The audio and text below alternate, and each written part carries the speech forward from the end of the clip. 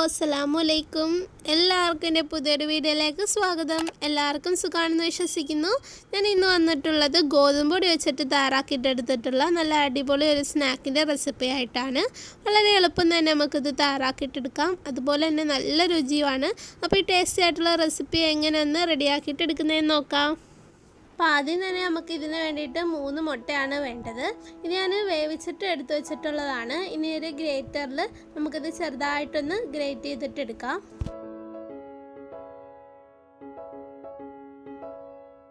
അപ്പോൾ ഇതേ 3 മുട്ടയും ഞാൻ ചെറുതായിട്ട് ഇവിടെ ഗ്രേറ്റ് ചെയ്തെടുത്തിട്ടുണ്ട്. ഇത് കണ്ടില്ലേ. ഇനി ഇത് നമുക്ക് മാറ്റി വയ്ക്കാം. അടുത്ത ഇനി ഒരു പാത്രത്തിലേക്ക് 1 കപ്പ് അളവിൽ ഗോതമ്പ് പൊടി ഇട്ട് കൊടുക്കണം. ഇനി അതിലേക്ക് 1 ടേബിൾ സ്പൂൺ അളവിൽ സൺഫ്ലവർ ഓയിൽ ഒഴിച്ച് കൊടുക്കണം. ഇതെന്തിനാന്ന് പറഞ്ഞാൽ നമ്മൾ കുഴയ്ക്കുമ്പം അതിനൊരു മയം കിട്ടാൻ വേണ്ടിയിട്ടാണ്. ഇനി അതിലേക്ക് ഒരു 1/4 ടീസ്പൂൺ ഉപ്പും കൂടി ഇട്ട് കൊടുത്തിട്ട് നല്ലപോലെ ആദ്യം അവന്ന് മിക്സ് ആക്കിയിട്ട് കൊടുക്കുക. എന്നിട്ട് നമുക്ക് കൈവച്ചിട്ടൊന്ന് കുഴച്ചിട്ടെടുക്കാം. അപ്പോൾ ഞാനൊന്ന് മിക്സാക്കി കൊടുത്തിട്ടുണ്ട്. ഇനി അതിലേക്ക് നമുക്ക് വെള്ളം ചേർത്ത് കൊടുത്ത് ഒന്ന് കുഴച്ചിട്ടെടുക്കണം. നമ്മൾ ചപ്പാത്തിക്ക് കുഴയ്ക്കുമ്പം ആയിരിക്കുന്ന ആ ഒരു സോഫ്റ്റ്നെസ്സിൽ വേണം ഈ മാവ് ഒന്നിരിക്കേണ്ടത്. ഇനി ഇതിലേക്ക് ഒരല്പം കൂടി വെള്ളം ഒഴിച്ചു കൊടുക്കാം. അപ്പോൾ ഇതേ നല്ല പോലെ ഞാനിത് കുഴച്ചെടുത്തിട്ടുണ്ട്. നല്ല സോഫ്റ്റായിട്ടാണ് ഇപ്പോൾ മാവ് കിട്ടിയിട്ടുള്ളത്. ഇതേ കണ്ടില്ലേ, നമ്മൾ ചപ്പാത്തിക്ക് കുഴയ്ക്കുന്ന ആ ഒരു ഫോമിലാണ് ഇതിരിക്കുന്നത്. ഇത്രയും മതി. ഇനി ഇത് നമുക്ക് ചെറിയ ചെറിയ ബോൾസ് ആക്കിയിട്ട് മാറ്റി വയ്ക്കാം. അപ്പോൾ ഇതേ ഇതിപ്പം ചെയ്തെടുത്ത് വെച്ചിട്ടുണ്ട്. ഇനി അതിൽ നിന്ന് ഒരെണ്ണം എടുത്തിട്ട് നമുക്കിതൊന്ന് പരത്തിയിട്ട് എടുക്കണം. ഒരുപാട് തിന്നാക്കരുത്, ചെറിയൊരു കട്ടിൽ വേണം നമ്മളിതൊന്ന് പരത്തിയിട്ടെടുക്കാൻ. അപ്പോൾ ഇത്രയും മതി. ഈ ഒരു കനത്തിൽ വേണം നമ്മൾ പരത്തേണ്ടത്. ഇതിലും കനം കുറയാനൊന്നും പാടില്ല. ഇനി നമുക്ക് ബാക്കിയുള്ളതും കൂടിയിട്ട് ഒന്ന് പരത്തിയിട്ടെടുക്കാം.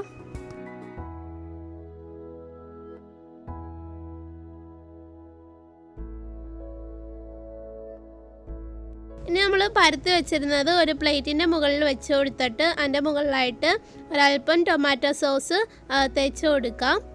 അപ്പോൾ ടൊമാറ്റോ സോസ് ഒന്ന് തേച്ച് കൊടുത്തതിന് ശേഷം അതിലേക്ക് ഇനി നമ്മൾ നേരത്തെ ഗ്രൈൻഡ് ചെയ്ത് വെച്ചിരുന്ന മുട്ടയില്ലേ, അത് കുറച്ച് നടുക്ക് ഭാഗത്തായിട്ട് വെച്ച് കൊടുക്കാം.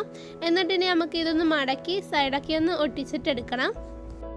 അപ്പോൾ ഫില്ലിംഗ് ഒന്ന് വെച്ചതിന് ശേഷം ഇങ്ങനെ വേണം നിങ്ങൾ അതൊന്ന് മടക്കിയിട്ടെടുക്കേണ്ടത്. എന്നിട്ടിനി നമുക്ക് അതിൻ്റെ സൈഡൊക്കെ ഒന്ന് പ്രസ് ചെയ്ത് ഒന്ന് ഒട്ടിച്ച് കൊടുക്കാം. ഇതേ കണ്ടില്ലേ, ഇതേപോലെ നിങ്ങൾ നല്ലപോലെ തന്നെ പ്രസ് ചെയ്തിട്ട് കൊടുക്കണം. ഇല്ലെങ്കിൽ നമ്മളിത് എണ്ണയിലിട്ട് ഫ്രൈ ചെയ്യുന്ന സമയത്ത് ആ സൈഡൊക്കെ അത് വിട്ടു പോയിട്ട് ഉള്ളിലുള്ള ഫില്ലിങ്സ് ഒക്കെ എണ്ണയിലാവും. അപ്പോൾ നല്ലപോലെ തന്നെ നിങ്ങൾ ശ്രദ്ധിക്കുക, ഒന്ന് പ്രസ് ചെയ്തിട്ട് കൊടുക്കണം. അപ്പോൾ ഇത് ഇത്രയും മതി. ഇനി ഇതേപോലെ തന്നെ നമുക്ക് ബാക്കിയുള്ളതും കൂടിയിട്ട് ഒന്ന് തയ്യാറാക്കിയിട്ട് എടുക്കണം. അതെല്ലാം ഞാനിവിടെ റെഡിയാക്കിയിട്ട് എടുത്തിട്ടുണ്ട്. ഇനി ഇത് നമുക്ക് എണ്ണയിലിട്ട് ഫ്രൈ ചെയ്തിട്ട് എടുക്കാം. അപ്പോൾ നമ്മളത് ഓയിലിലേക്ക് ഇട്ട് കൊടുക്കുന്ന സമയത്ത് ഓയിൽ നല്ലപോലെ ചൂടായിരിക്കണം, അതായത് ഹൈ ഫ്ലെയിമിൽ വെച്ചിരിക്കണം. പിന്നെ അത് ഇട്ട് കൊടുത്തു കഴിഞ്ഞാൽ പിന്നെ നിങ്ങൾ മീഡിയം ഫ്ലെയിമിൽ വെച്ചിട്ട് ഒന്ന് ഫ്രൈ ചെയ്തിട്ട് എടുക്കുക. അപ്പോൾ ഇത് കുറച്ച് കഴിയുമ്പം ഓയിലിൻ്റെ മുകളിലായിട്ട് ഇങ്ങനെ പൊങ്ങി വന്നിരിക്കും. അപ്പോൾ ഇത് നമുക്ക് തിരിച്ചിട്ട് കൊടുക്കാം. ഇവിടെ നല്ല ടേസ്റ്റി ആയിട്ടുള്ള നമ്മുടെ സ്നാക്ക് ഇവിടെ തയ്യാറായിട്ടുണ്ട്. ഈ ഒരു ഗോൾഡ് കളറാകുമ്പോൾ നമുക്കിതിന് ഓയിൽ നിന്നങ്ങ് എടുക്കണം. ഇനി ബാക്കിയുള്ളതും കൂടിയിട്ട് നമുക്ക് ഇതേപോലെ തന്നെ ഫ്രൈ ചെയ്തിട്ടെടുക്കാം. അപ്പോൾ ഇത്രയേ ഉള്ളൂ. നല്ല സൂപ്പർ ടേസ്റ്റി ആയിട്ടുള്ളൊരു സ്നാക്കാണിത്. വളരെ എളുപ്പം തന്നെ നമുക്കിത് തയ്യാറാക്കിയിട്ടെടുക്കാം. നല്ല രുചിയാണ്. അപ്പോൾ നിങ്ങൾ എന്തായാലും ഒന്ന് ട്രൈ ചെയ്തിട്ട് നോക്കണം. നിങ്ങൾക്കിത് തീർച്ചയായിട്ടും ഇഷ്ടപ്പെടും.